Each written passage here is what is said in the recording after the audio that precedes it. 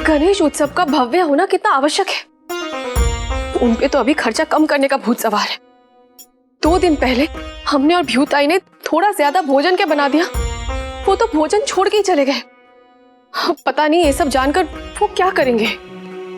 ताई साहब, यदि आपको लगता है कि इतना खर्च करना उचित है तो आप भाव को मनाने का कोई ना कोई मार्ग अवश्य ढूंढ लेंगे। आपको तो लगता है ना कि इतना खर्च करना उचित है? आई साहब ने कहा है तो उचित ही होगा ना, गलत कैसे हो सकता है। वैसे भी घर संभालना पेशविन बाई का अधिकार है, तो हमें राव से पूछने की क्या आवश्यकता है। हमें भी तो कुछ स्वयं निर्णय लेने का अधिकार होना चाहिए ना। जब आई साहब पेशविन बाई थी तो वो स्वतंत्र रूप से कितने सारे निर्णय लिया करती थी। पर ताई साहब, आई साहब को भी वो अधिकार विवाह के कई वर्षों बाद मिला था, और आपका और भाव का संबंध तो वास्तविक रूप में अभी शुरू हुआ है। इसीलिए हमें लगता है आपको भाव से बात कर लेनी चाहिए। भाव से बिना पूछे कुछ नहीं करना चाहिए। यदि पति के रूप में भाव ने निर्णय लिया होता तो एक पत्नी को वो निर्णय ना मानने का पूर्ण अधिकार है। पर खर्च कम करने का निर्णय भाव ने एक पेशवा की हैसियत से लिया है। आप मात्र पत्नी नहीं, पेशविन बाई भी हैं। इसीलिए आपको भाव को बिना बताए कुछ नहीं करना चाहिए।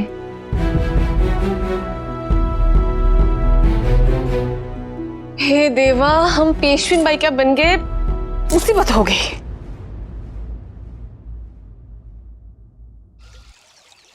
मस्तानी पर संदेह तो हमें पहले ही था, पर इस तरह भागकर मस्तानी ने अपने अपराधी होने का प्रमाण भी दे दिया है।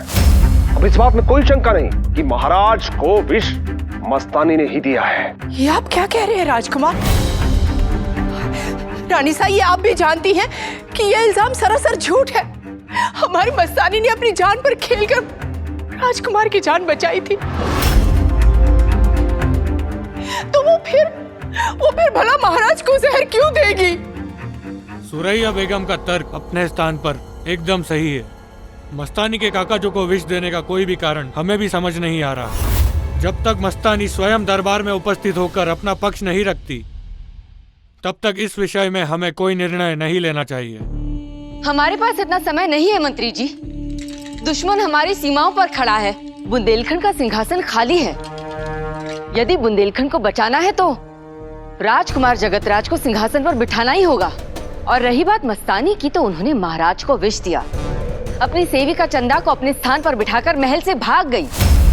महल के रक्षकों को रिश्वत दी, फिर राजवैद्य को डरा धमकाकर फिर से सेविका बनकर महाराज के निकट आई। अब आप ही बताइए, क्या ये किसी निर्दोष के काम लगते हैं?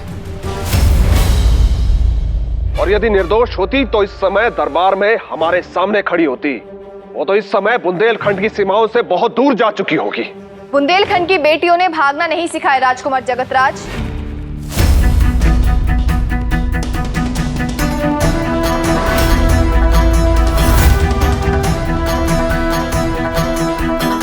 ये सच है कि यहाँ से दूर जाने का ख्याल हमारे मन में आया था, लेकिन फिर किसी ने हमें मुश्किलों की आंखों में आंखें डालकर जीने की हिम्मत दे दी।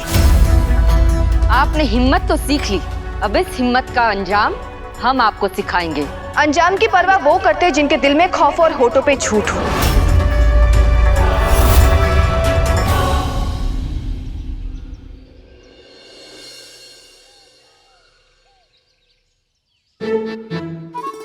रकमा, अभी वो बहुत परेशान है, अभी नहीं।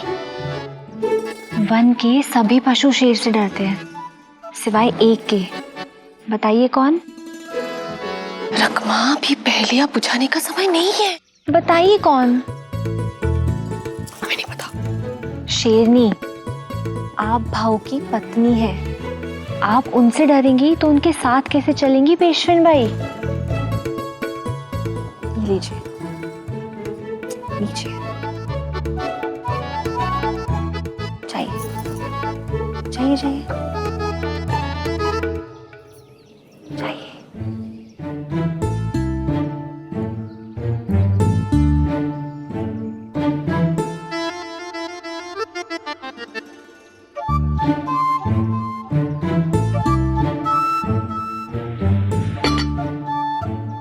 पेशवेन भाई,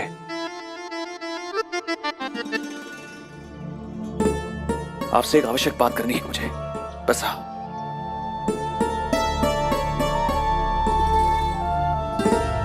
पता है काशी भाई, जिस परिवार के बारे में बाबा ने अंतिम क्षणों में बताया था, उसी परिवार से मिलके आ रहा हूं मैं।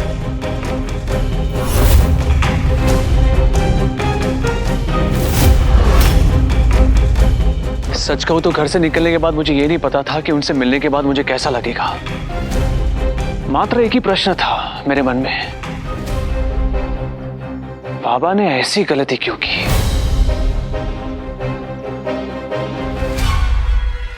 राव, अब आपको भी लग रहा है ना बाबा ने जो किया गलत किया? क्षमा गलती की ही दी जाती है काशी भाई। हाँ।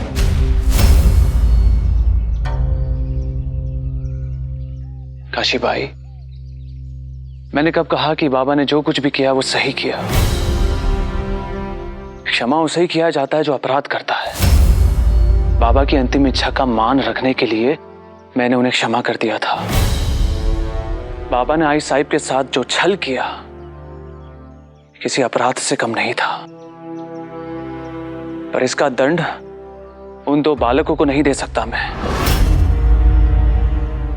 उन दो बालकों से मिलने के बाद, उनका दुख देखने के बाद मुझे यह पता चला कि बाबा ने जो भी गलती की है उसका मूल्य एक नहीं दो परिवार चुका रहे हैं।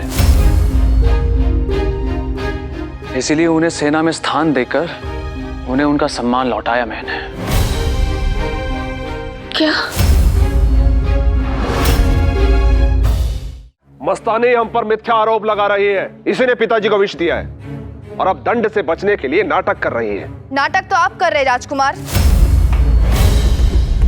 पर आज आप जीत नहीं पाएंगे। सैनिकों, मस्तानी को बंदी बना लो।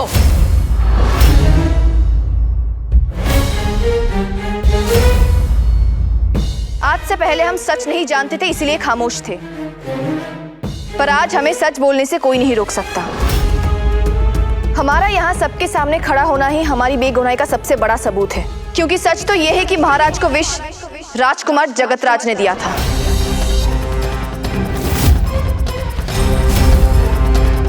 ताकि बुंदेलखंड के सिंहासन पर वो खुद बैठ सके। आप सब यहाँ खड़े खड़े मस्तानी की मनगढ़ंत कहानियां सुन रहे हैं। अगर हम जो कह रहे हैं वो झूठ है तो बताइए, राजकुमार हृदयेशा को पिताजी के हालात के बारे में खबर क्यों नहीं पहुंचाई गई? पिताजी को जहर दिया गया है, ये बात आप लोग उनसे क्यों छुपा रहे हैं? बताइए क्यों? आप क्या हुआ? आप कुछ बोल नहीं पा रहे राजकुमार जगतराज? झूठ के रास्ते बड़े टेढ़े होते हैं, अक्सर जुबान फिसली जाती है। हम दरबार से एक दरख्वास्त कर रहे हैं, अगर आप चाहते हैं तो हमें और हमारी अम्मी को और चंदा को गिरफ्तार कर लीजिए, सूली पर लटका दीजिए, पर जब तक पिताजी सही नहीं हो जाते, खुदा के लिए उन्हें एक पल के लिए अकेला मत छोड़िए, ताकि नहीं हम और हमारी अम्मी और ना ही रानीसा और राजकुमार जगतराज पिताजी तक पहुंच पाए। हम इसके लिए तैयार हैं। अगर रानीसा और राजकुमार जगतराज के मन में कोई पाप नहीं है तो उन्हें भी इस बात से कोई ऐतराज नहीं होना चाहिए। रानीसा, महाराज को होश आ गया है।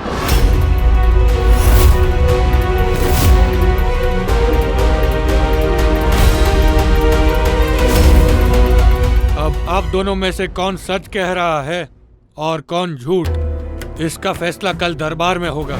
तब तक आप दोनों ही महाराज से नहीं मिल सकते।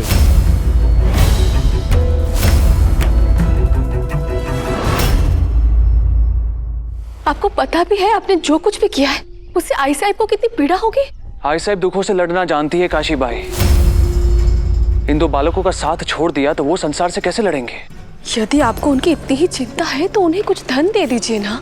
वैसे भी ये लोग धन के लिए तमाशा करते हैं। काशी बाई, मैं मानता हूं कि बाबा ने जो कुछ भी किया वो गलत था, उनकी गलती थी, मैं स्वीकार करता हूं, लेकिन उन दो बालकों की कोई गलती नहीं है। आप तो उन्हें आरंभ से ही बुरा मान रही है। वो तो बहुत स्वाभिमानी है, आप तो आप तो उनसे मिली भी नहीं है मिलना काशी। भी नहीं है राव, नहीं मिलना हमें। आपको शायद लग रहा होगा कि हम बहुत पत्थर दिल के हैं। आपको पूरे संसार की परवाह है राव, पर हमें हमारे परिवार की परवाह है, आई साहेब की परवाह है। आई साहेब ने इतने वर्षों तक उन लोगों को इस परिवार से इसलिए दूर रखा क्योंकि वो कभी नहीं चाहती थी कि बाबा के नाम पर कभी कलंक आए राव। और आपने उन लोगों का साथ देकर अपने हाथ में कोयला मल दिया है। उन लोगों का साथ कहीं आपके यश को कलंकित न कर दे रहा हो। मैं अपने परिवार के विरुद्ध नहीं जा रहा हूं काशी भाई, मैं बस उस परिवार की रक्षा कर रहा हूं। गलती बाबा ने की थी और उसकी सजा इन दो बालकों को नहीं मिल सकती।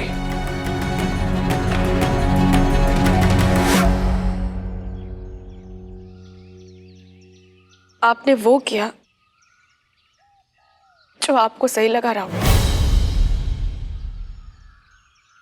अब हम वो करेंगे जो हमें सही लगेगा।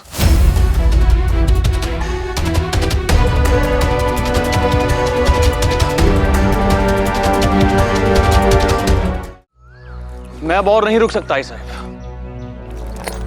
पर भाऊ आप इस समय सातारा क्यों जा रहे हैं? शाहू महाराज ने स्वयं कहा है कि मंत्री परिषद की बैठक अब गणेश चतुर्थी के बाद होगी। जानता हूं, पर शाहू जी महाराज को कर संग्रह की प्रगति की जानकारी देना आवश्यक है, वही देने जा रहा हूं। तो मैं अभी चलता हूं आपके साथ। नहीं,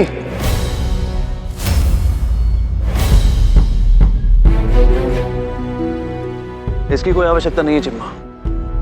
गोटिया मेरे साथ आ रहा है। पर गणेश चतुर्थी की तैयारी बाकी सब कर लेंगे, मैं बस नम्रता को बता के तुझे गांव की सीमा पर मिलता हूं।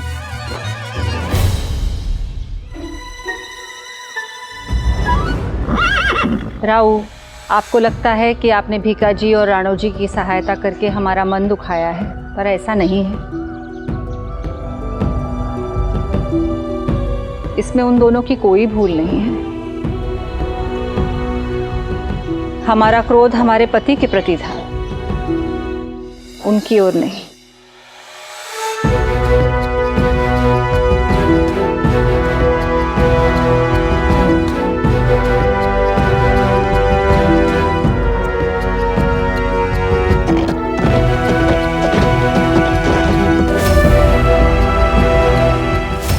भगवान की कृपा है कि आप जीवित हैं पिताजी, वरना मस्तानी ने तो आपको हमसे छीन ही लिया था।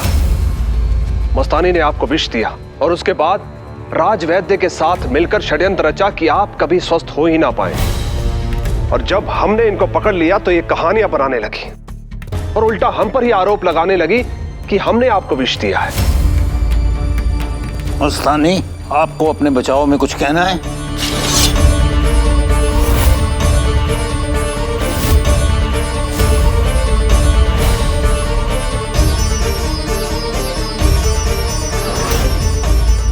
मस्तानी स्वयं अपनी मृत्यु की तरफ जा रही हैं और आप उन्हें रोक रहे हैं।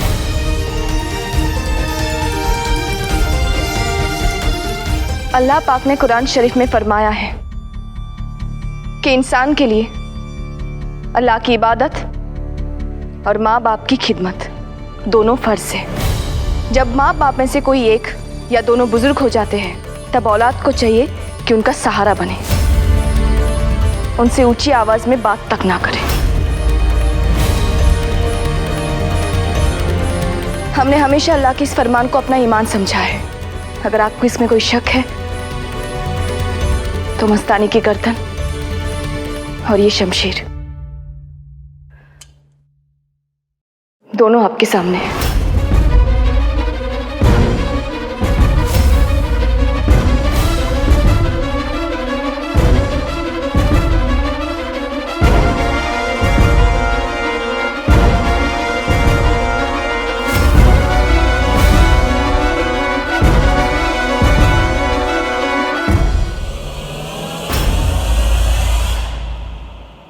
हमसे नाराज क्या हुए? सीधा घोड़ा उठाया और सतारा चल दी। हमसे पूछने की भी आवश्यकता नहीं समझी। यदि ऐसा है तो हम भी उन्हें नहीं बताएंगे। उन्हें हमें बिना बताए अपने मन की ही करनी है ना। तो हम भी अपने मन की ही करेंगे। ताई साहब, कोई भी बड़ा निर्णय क्रोध में मत लीजिए। भाव ने भीखा जी और राणो जी के लिए जो किया वो एक अलग बात है, और गणपति उत्सव को कम खर्च में रखना एक अलग बात है। पहली बात एक बेटे का व्यक्तिगत निर्णय है और दूसरी बात एक पेशवा का। दोनों बातों को मिलाइए मत ताई साहब। राव को हर परंपरा को अपने हिसाब से तोड़ने की आदत है रकमा। वो हर परंपरा तोड़ते जाए तो भी वो सही, और हम हर परंपरा को निभाते हैं फिर भी हम गलत नहीं है रकमा। हम पेशविन बाई हैं और हम आई साहब का आदेश ही तो मान रहे हैं, तो क्या गलत कर रहे हैं रकमा? भटजी ने हमारी कितनी सहायता की है। उन्होंने ही साहू जी महाराज को कहकर पेशवा की घोषणा को 13वीं तक रुकवाया था। अगर अब हम उनका साथ छोड़ देंगे तो उन्हें कैसा लगेगा? पेशवा साहेब दुनियादारी नहीं समझते हैं तो ना सही, पर पेशविन भाई को दुनियादारी समझनी भी पड़ेगी और निभानी भी पड़ेगी। देखना रकमा, इस बार हम गणेश चतुर्थी के आयोजन ऐसा करेंगे कि सब देखते रह जाएंगे, और वो भी बिना आई साहब की सहायता के, ताकि राव भी देखे कि हम भी अपना निर्णय स्वयं ले सकते हैं।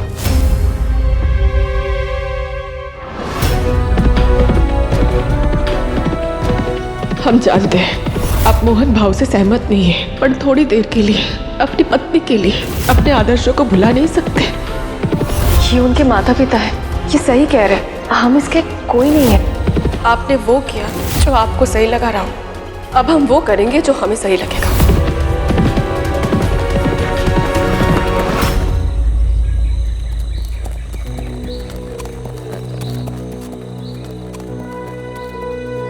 तो मैं सही सोच रहा था, यही कि शाहू जी महाराज के पास जाना तो मात्र एक बहाना था।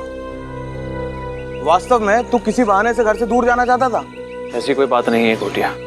यदि ऐसा नहीं है तो जो बाजीराव हर जगह वक्त से पहले पहुंचना चाहता है, उसने सातारा जाने के लिए इतना लंबा मार्ग क्यों चुना?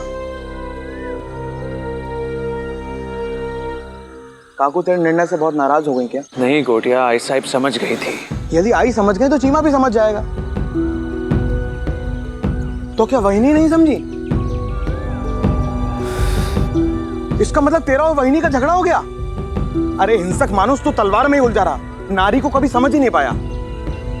तुझे लगता है तू झगड़े में किसी नारी से जीत सकता है, वो भी अपनी पत्नी से? युद्ध में दुश्मनों को हराना सरल है, पर घर में पत्नी को मनाना बहुत ही कठिन। याद रख बाजी, झगड़ा जितना लंबा चलता है गलतफहमी उतनी ही बढ़ती जाती है। मुझे पता है तुझे लगता है कि वहिनी तुझे नहीं समझती, पर तुम दोनों ने एक दूसरे के साथ समय कितना बिताया है। नम्रता और मैं एक दूसरे को बचपन से जानते हैं, पर हमारे बीच आज भी झगड़े होते हैं। देख बाजी, झगड़ा कर, पर झगड़े का नियम मत तोड़। अपनी पत्नी को कभी रोता हुआ मत छोड़। हम सैनिक हैं बाजी, घर से निकलते हैं तो ये पता नहीं होता घर वापस लौटेंगे या नहीं, इसीलिए न हमें बुरी यादें लेकर घर छोड़ना है, न बुरी यादें देकर।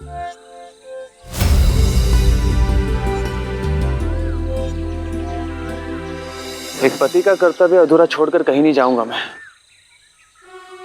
अशीबाई को रोते हुए छोड़कर कहीं नहीं जा सकता।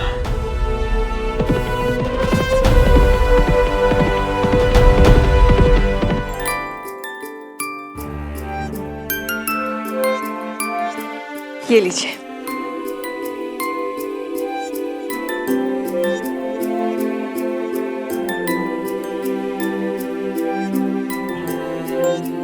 खूब छान।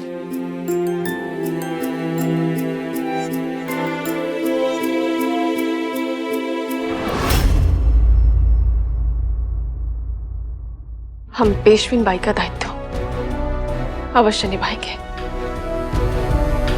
चाहे उसके लिए राव हमसे नाराज ही क्यों ना हो जाए।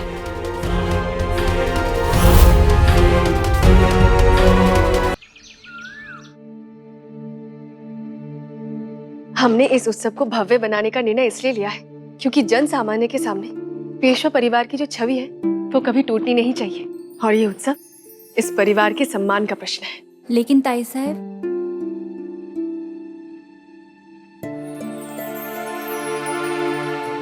जब आपने हमसे चाबियां ली थी तो हमें विश्वास नहीं था कि आप इनका भार उठा पाएंगे कि नहीं। पर आपने तो हमारे बिना ही सारा हिसाब किताब पूरी जिम्मेदारी से उठाया है।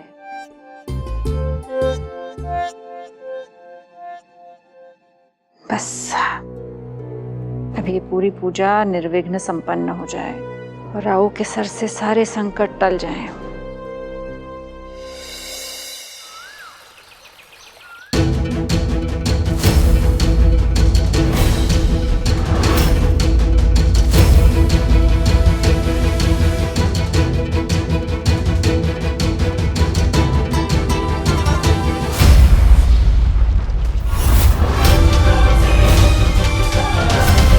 पिताजी।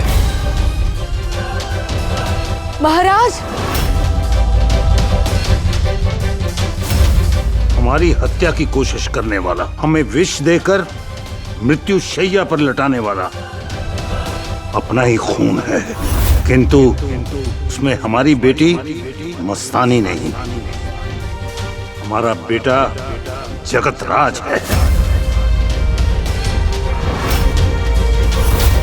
जगतराज ने सबसे पहले मस्तानी से अपने अपमान का प्रतिशोध लेने के लिए हमें विष दिया और उसका आरोप मस्तानी पर लगा दिया ताकि बंगश के आने की सूचना का फायदा उठाकर वो राज सिंहासन पर बैठ सके। आपको धोखा हुआ है महाराज। धोखा हुआ था रानी साहब, परंतु छत्रसाल से छल एक बार किया जा सकता है, बार बार नहीं। हम किसी की बातों पर विश्वास नहीं कर रहे। हमने जो देखा, जो सुना, उसके आधार पर निर्णय ले रहे हैं। मस्तानी की सेवा से हम सही हो गए। हम बोल नहीं पाते थे, लेकिन हम देख भी रहे थे और सुन भी रहे थे।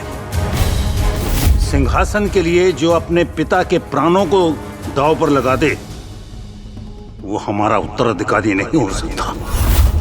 और जो पुत्र मोह में अंधी होकर अपने पति से, अपने देश से द्रोह करे, वो हमारी पटानी नहीं हो सकती। रानी साह और जगतराज ने राजद्रोह किया है, इसलिए हम इन दोनों को मृत्युदंड देते हैं।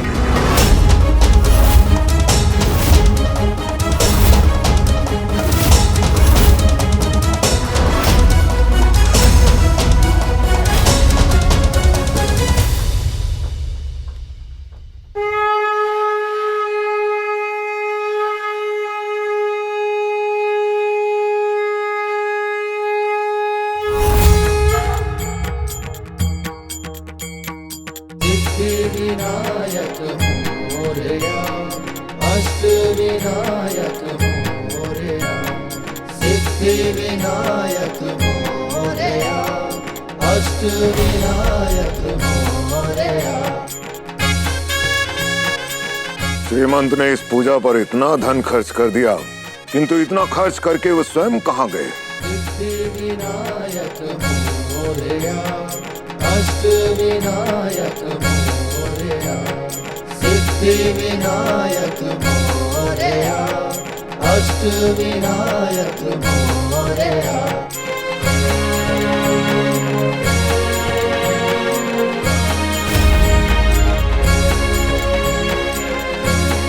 तूने तो कहा था कि इस बार बस घर वालों के साथ एक छोटी सी पूजा होगी, तो फिर इतना बड़ा आयोजन किसने किया?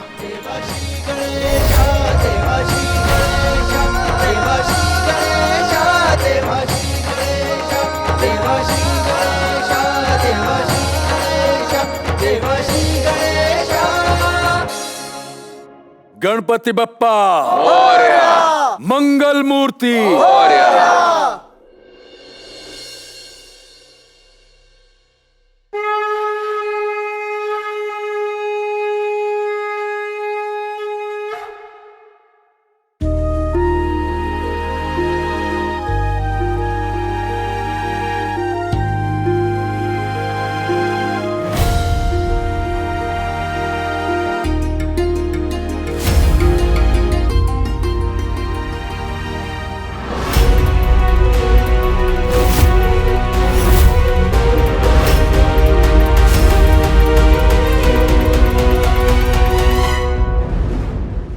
इस वर्ष पूजा में श्रद्धा भी होगी और सादगी भी।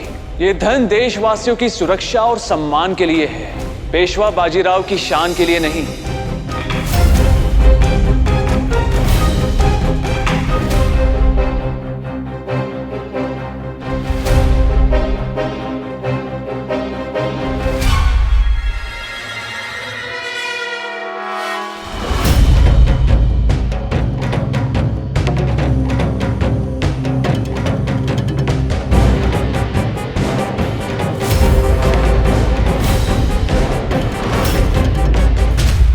आप दोनों की कोई अंतिम इच्छा है तो बता दीजिए। हमें क्षमा कर दीजिए महाराज। हमारे प्रति आपने जो अपराध किया है उसे हम क्षमा कर सकते हैं। मस्तानी के प्रति आपने जो अपराध किया है संभव है हम उसे भी क्षमा कर दें, परंतु बुंदेलखंड के साथ आपने जो अपराध किया है उसे क्षमा नहीं किया जा सकता।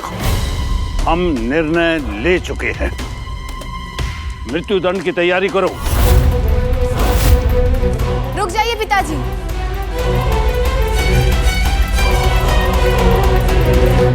रानी सा और भाई सा को इतनी बड़ी सजा मत दीजिए पिताजी।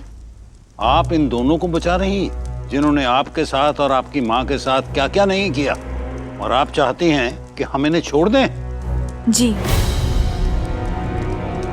क्योंकि अब रानी सा को नहीं खुद को सजा दे रहे हैं।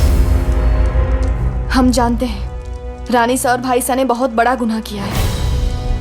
हम ये भी जानते हैं कि आंसुओं से हर एक गुनाह धुल जाता है, पर रानी सा और भाई सा को तो सजा कोई भी दे सकता है, पर सुधरने का मौका सिर्फ हमारे पिता दे सकते हैं।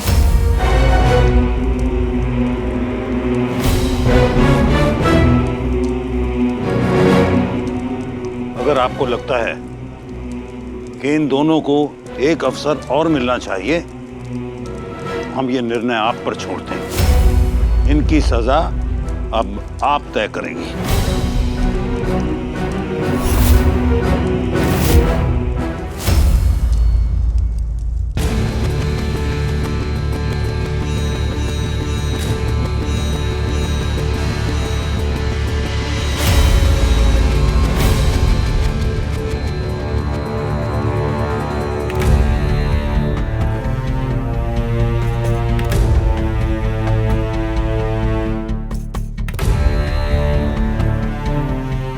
श्रीमंत,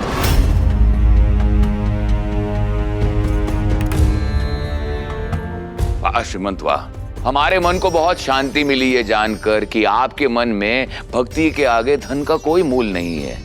इसलिए आप इस गणेश चतुर्थी में धन पानी की तरह बहा रहे हैं। पेशवा बनते ही आपके घर में धन की नदियां बहने लग गई। वाह, आपको जो कहना है स्पष्ट कहिए पंत। जाने दीजिए चीमा जी, स्पष्ट बातें कहीं पेशवा साहब के हृदय पर आघात न कर जाएं। आप कह के तो देखिए। श्रीमंत ने दरबार में सादा जीवन उच्च विचार पर बातें की थी, किंतु वे स्वयं क्या कर रहे हैं? राज्य कर्जे में डूबा हुआ है और आपके घर में गणेश चतुर्थी पर ब्राह्मणों के लिए 56 भोज बन रहे हैं। चांदी के बर्तन और सोने के आभूषण आ रहे हैं। ये साज सज्जा, ये महंगे उपहार, आपने तो वाकई सादा जीवन उच्च विचार को नई परिभाषा दे डाली। आपके पिता ने जो राज्य से ऋण लिया था उसके कारण आज राज्य आर्थिक संकट में है, फिर भी आप धन की इस तरह की नुमाइश कर रहे हैं। शिव शिव शिव। क्या हम पूछ सकते हैं कि ये सारा धन आपके पास आया कहां से, या आपके उत्सव की शोभा बढ़ाने के लिए राज्य के धन का प्रयोग किया जा रहा है?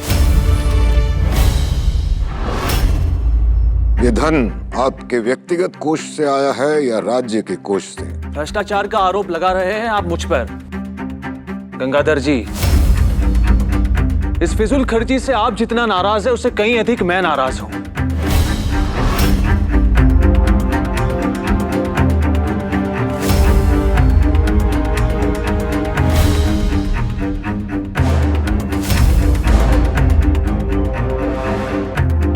यदि आप इसकी आलोचना कर रहे हैं तो मैं स्वयं आपका साथ देने के लिए तैयार हूं, पर इस फिजूल खर्ची का यह अर्थ नहीं है कि राज्य के धन का प्रयोग मैंने व्यक्तिगत कार्यों में किया हो।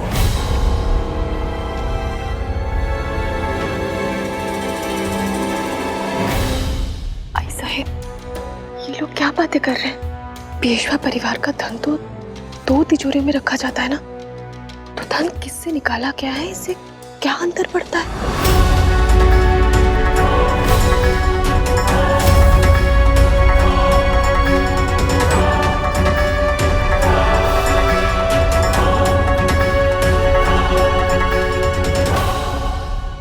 कर संग्रह विभाग के कार्यकर्ताओं के अनुसार जो धन राजकोष के लिए इकट्ठा किया गया था वो 2 दिन पहले पेशविन बाई साहिब तक पहुंचा दिया गया, परंतु वो अब तक राजकोष में पहुंचा नहीं। पेशवा साहिब ने जो ये विशाल इंद्र सभा आयोजित की है, क्या ये अपने व्यक्तिगत धन से की है? और ये ऐसा है तो उन्हें राज्य की तिजोरी दिखाकर ये सिद्ध करना होगा।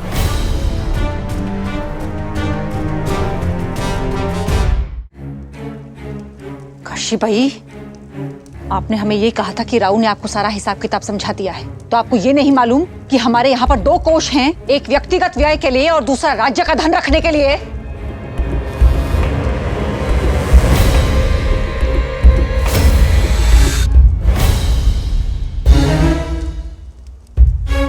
काशी भाई,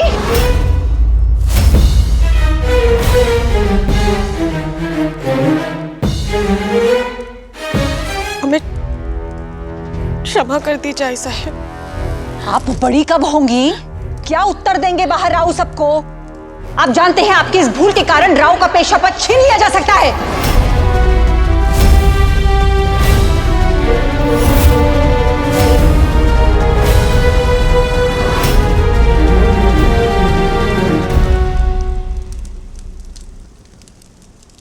गुनाह के पीछे या तो लालच होता है या फिर डर।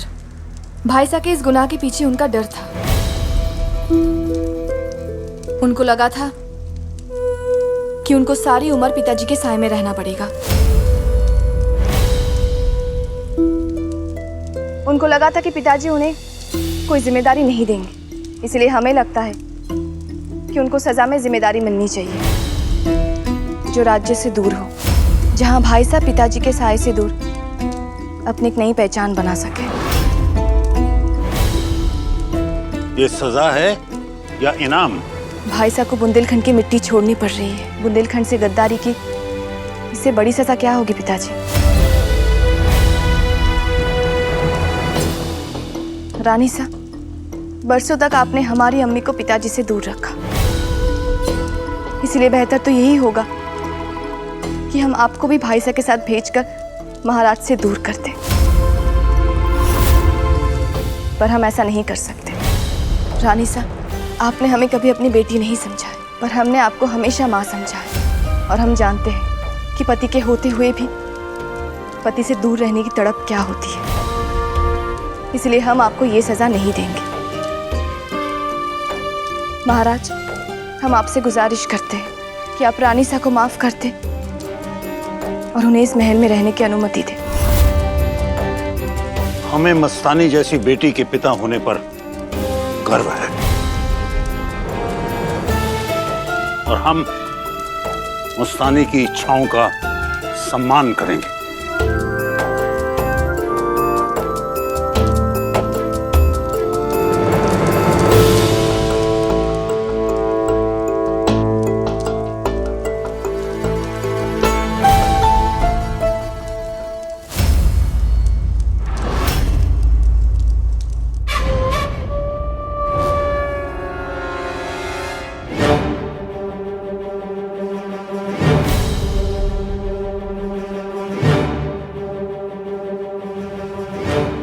आप शांत क्यों हैं श्रीमंत? अपना व्यक्तिगत कोष और राजकीय तिजोरी सबके सामने दिखाइए, ये सिद्ध कर दीजिए कि ये जो खर्चा हुआ है ये आपके व्यक्तिगत कोष से हुआ है, राज्य को ऋण से बचाने के लिए जो धन इकट्ठा किया गया उससे नहीं।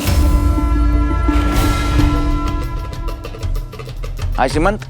संभवतः श्रीमंत को लगा होगा कि इतने महंगे उपहार पाकर कोई उन पर उंगली नहीं उठाएगा।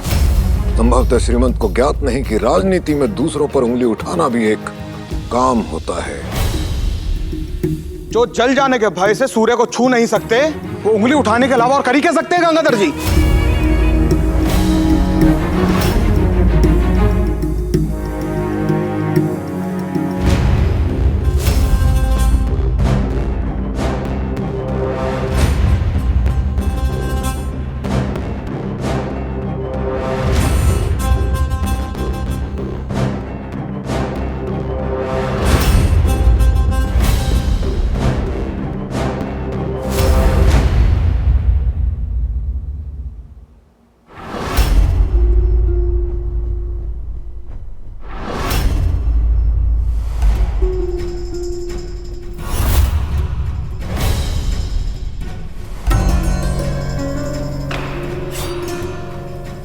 आपका मौन आपके दोष की गवाही दे रहा है श्रीमंत। फिर भी हम आपके मुंह से जानना चाहेंगे कि क्या आप इस आरोप से इनकार करते हैं कि ये सारा खर्चा उस धन से नहीं किया जा रहा जो धन राज्य को ऋण से बचाने के लिए इकट्ठा किया गया है।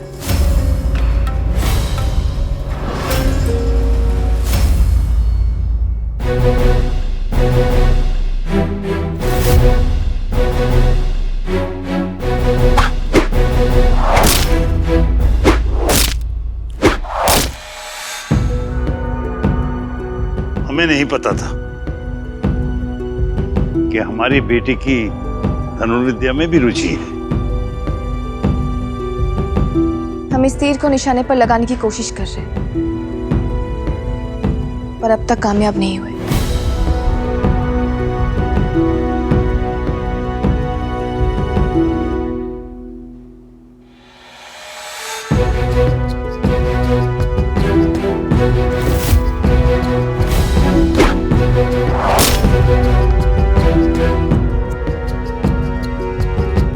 जब हम बेहोश थे तब रानी सा, जगतराज, हालात, समय सब आपके विरुद्ध थे, लेकिन आप झुकी नहीं, आपने हार नहीं मानी।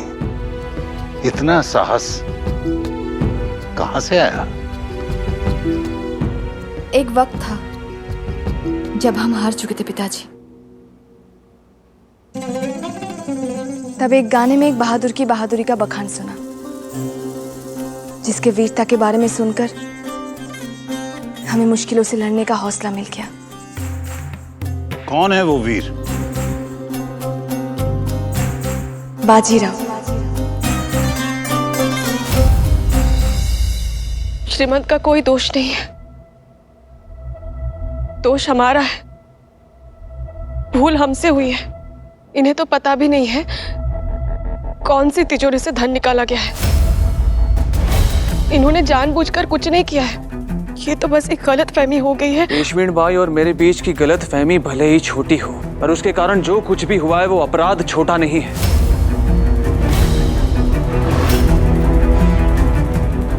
राज्य के धन की रक्षा करना यह मेरा दायित्व था, जिसे निभाने से मैं चूक गया हूं।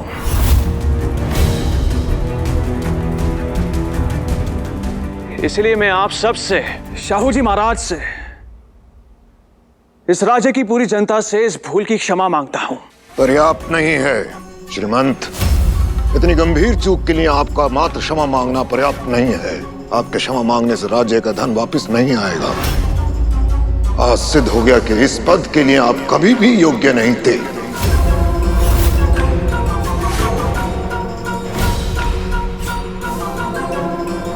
इसलिए आपको पेशवा पद त्याग देना चाहिए।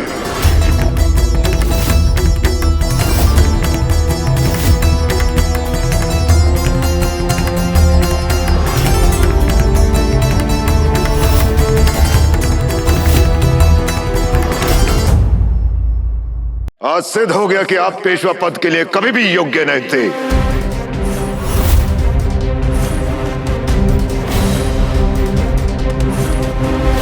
इसलिए आपको पेशवा पद त्याग देना चाहिए।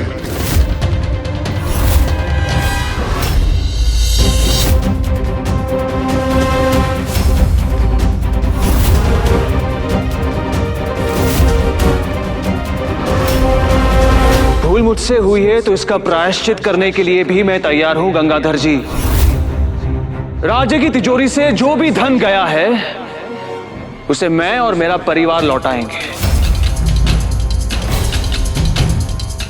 अभी इसी क्षण।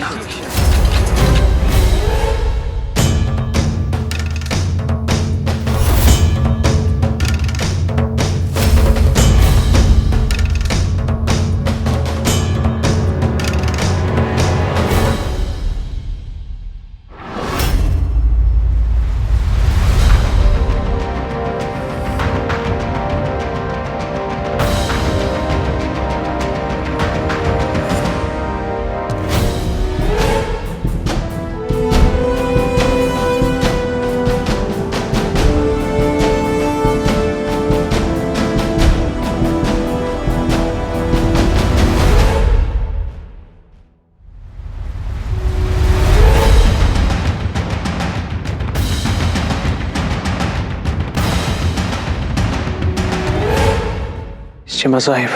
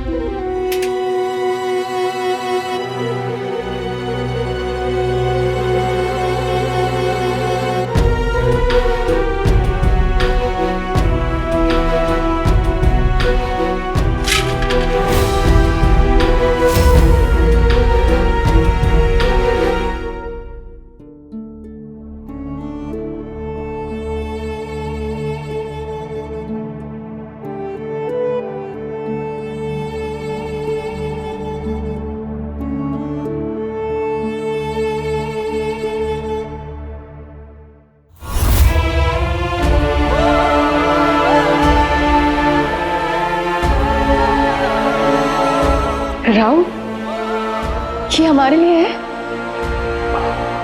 हो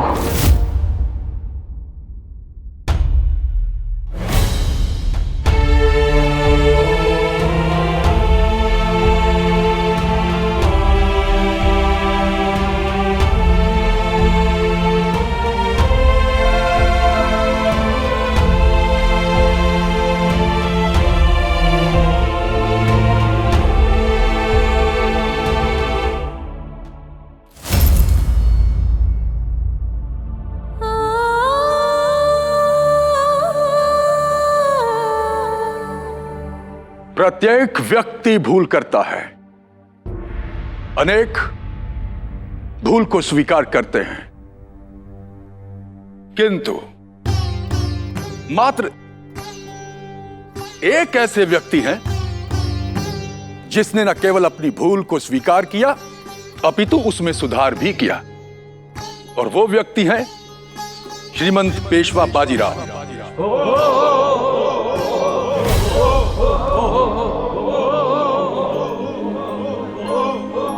अब जब राज्य का सारा धन राजकोष में आ ही चुका है, तो ये घटना नदी में बहते पानी के समान बह चुकी है, और ऐसे में श्रीमंत का पेशवा पद को त्याग देना न्यायोचित नहीं होगा।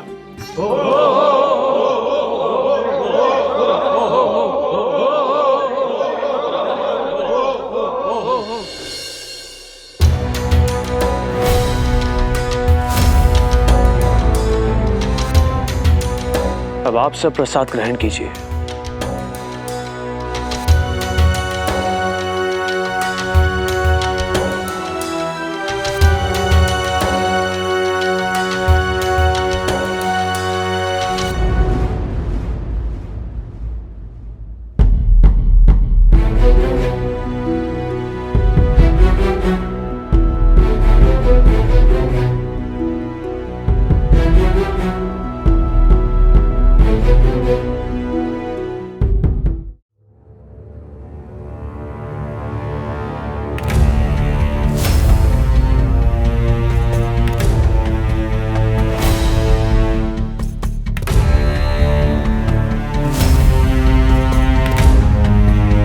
हमें क्षमा कर दीजिए, हम तो बस पेशविन बाई होने का कर्तव्य निभा रहे थे। हमें क्या पता था कि हम अपने ही घर की 2 तिजोरियों में से मात्र एक से ही धन ले सकते हैं। काशीबाई, जब आपने हमसे चाबियां ली थी तो घर कैसे चलाते हैं उसकी जानकारी भी ले लेती। हमने आपसे पूछा भी था कि आपने इतने कम खर्च में इतना बड़ा उत्सव कैसे आयोजित किया, तब भी आपने कुछ नहीं बताया। जिम्मेदारी उन्हीं कंधों को उठानी चाहिए जो जिम्मेदारियों के लिए तैयार हो। गलती मेरी है आई साहिब,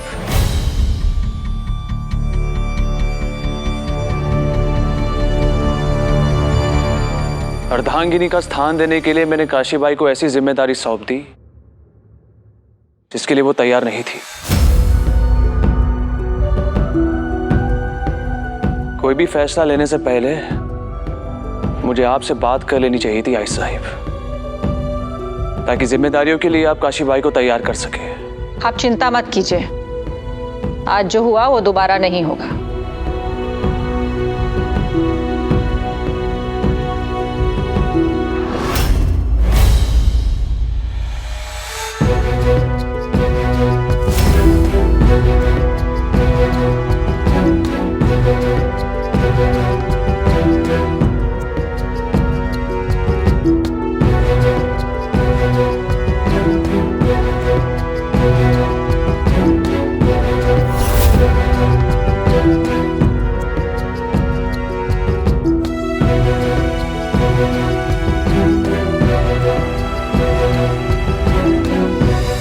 पंकज कल तक एक किराए का कातिल था और आज वो मुगल सेना का सेनापति बन बैठा है।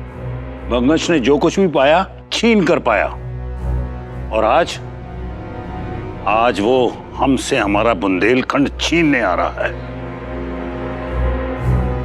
पर बुंदेलखंड की तलवारों का लोहा इतना कच्चा नहीं जितना बंगश समझ रहा है। बंगश को अपनी ताकत का गुरूर है। अब यही गुरूर उसकी कमजोरी बन जाएगा। बंगश की फौज एक जगह पर जमा होगी। अगर हम बंगश पर दो तरफ से हमला करेंगे तो उसके पैर उखड़ जाएंगे। पिताजी और उनके सेना बंगश पर सामने से हमला करेंगे और जब बंगश की फौज आपसे उलझी रहेगी तब हम अपनी लड़कियों की फौज लेकर पीछे से हमला करेंगे। तलवार से बचना आसान है पर दो धारी तलवार से बचना मुश्किल। और हमारा ये हमला दो धारी तलवार होगा। मस्तानी साहिबा की बात में दम है महाराज, पर क्या आप इन्हें इतनी बड़ी जिम्मेदारी देने को तैयार हैं?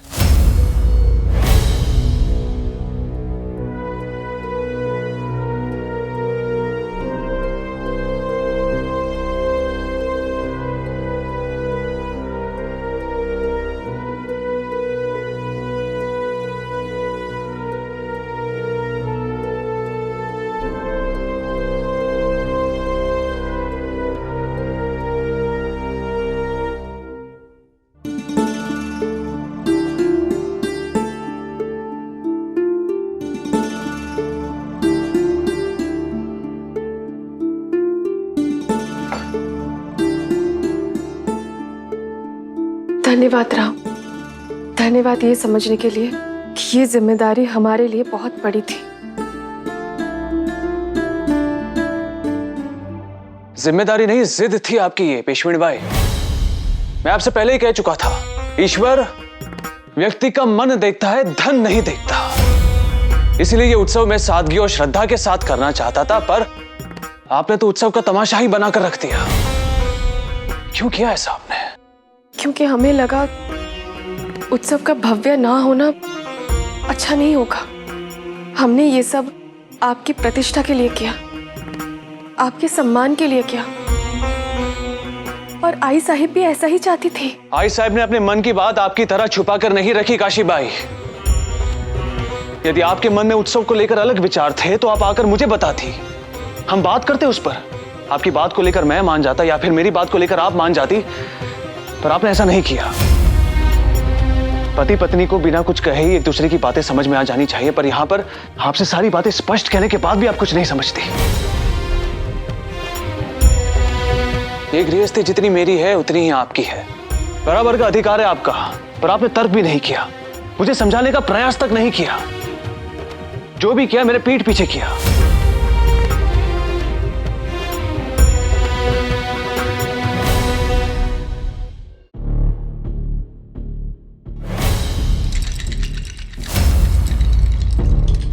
अगर हम आपकी बेटी नहीं आपके बेटे होते तब भी आप हाँ बोलने में इतना ही वक्त लगाते।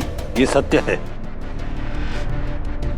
कि दूसरे पिता की तरह हम भी आपके हाथों में मेहंदी देखना चाहते हैं, तलवार नहीं। और ये भी सत्य है कि कि आप हमारी सबसे वीर संतान हैं, इसलिए हम आपको दो तरफा हमले की आज्ञा नहीं देंगे। मस्तानी की दो तरफ से हमला करने की नीति हमें पसंद आई, लेकिन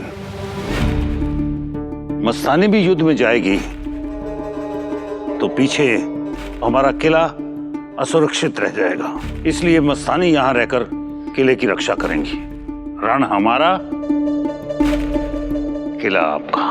हम अपनी जान दे देंगे पर बुंदेलखंड की आन नहीं देंगे। प्राणों की बलि तो इस बार चढ़कर ही रहेगी मस्तानी। बंगश साक्षात विनाश का दूत है। उसने रुकना नहीं सीखा और हमने झुकना नहीं सीखा। इसमें से किसी एक को तो कुछ सीखना ही पड़ेगा। अब तो खुलकर बताइए काशी भाई, ये निर्णय लेते समय आपके मन में क्या चल रहा था? क्या सोच रही थी आप?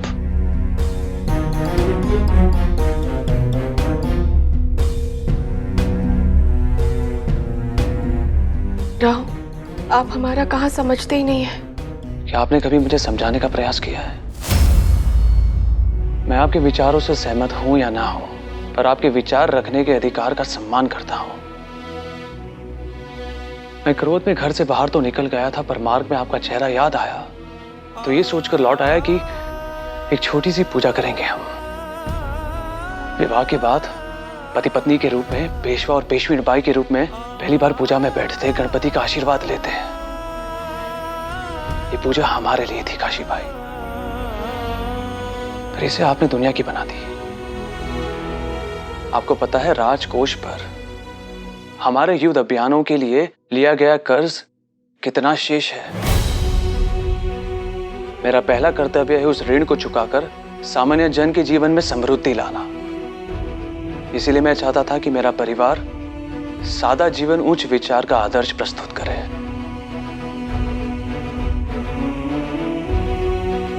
गलती आपकी नहीं है पेशवीन भाई। यह सत्य नहीं कि आप मेरे विचार समझ नहीं पाती, सत्य यह है कि मैं अपने विचार आपको नहीं समझा पाता।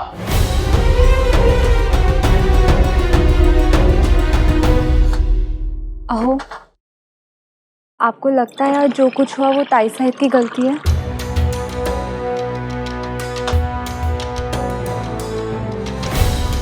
गलती ना बहनी की है ना भाव की, गलती भाग्य की है। उसने दो ऐसे व्यक्तियों को मिलाया जो एक दूसरे के लिए बने ही नहीं थे। उनका साथ आग और पानी जैसा है, अगर सामने आ जाए तो आग पानी को भाप बनकर उड़ा देती है या पानी आग को बुझा देता है।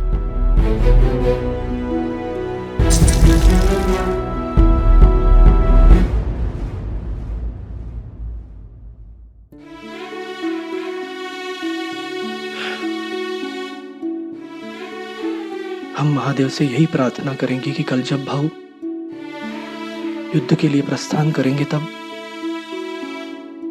उनके और वहिनी के बीच की सारी समस्याएं समाप्त हो जाए। आई साहेब के आशीर्वाद के साथ मातृभूमि को दिए हुए अपने वचन को निभाने के लिए बाजीराव ने औरंगाबाद पर कूच की और बारामती के युद्ध में निजाम के सरदार अली खान को खानदेश में हराया। सन 1721 में बाजीराव कोंकण गए और वहां पुर्तगालियों और अंग्रेजों दोनों को हराकर मराठी साम्राज्य की शक्ति को और आगे बढ़ाया।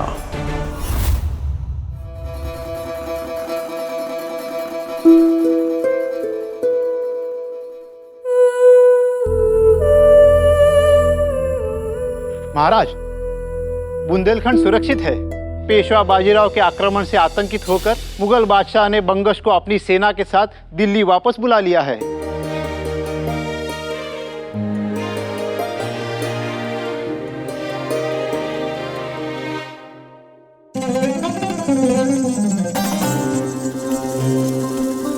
आपके भय से मुगल बादशाह ने बंगश को वापस बुला लिया और बुंदेलखंड पर आया संकट टल गया।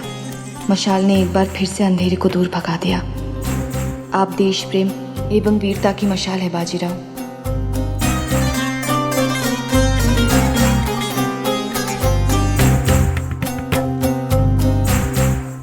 हम भगवान से प्रार्थना करते हैं कि आप संसार के हर युद्ध में विजयी हो।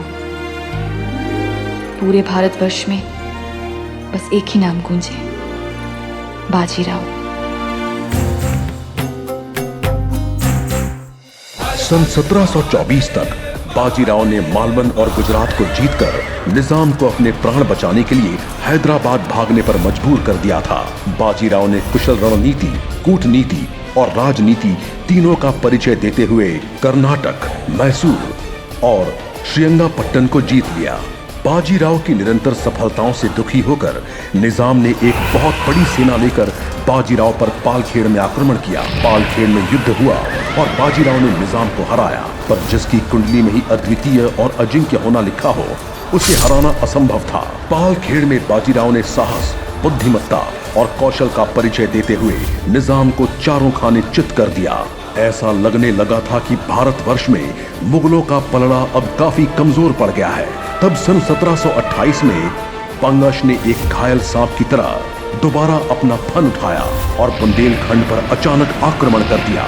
छत्रसाल अब बुरी तरह से घिर गए थे और ऐसे में उन्हें मदद के लिए सिर्फ एक नाम सूझा, बाजीराव।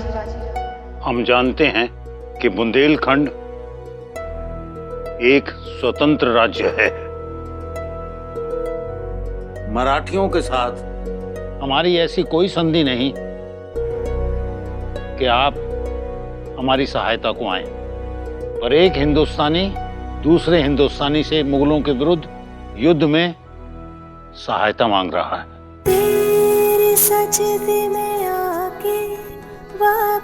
उम्मीद है आप हमारा बुलावा ठुकराएंगे नहीं, बाजीराव। दुआ का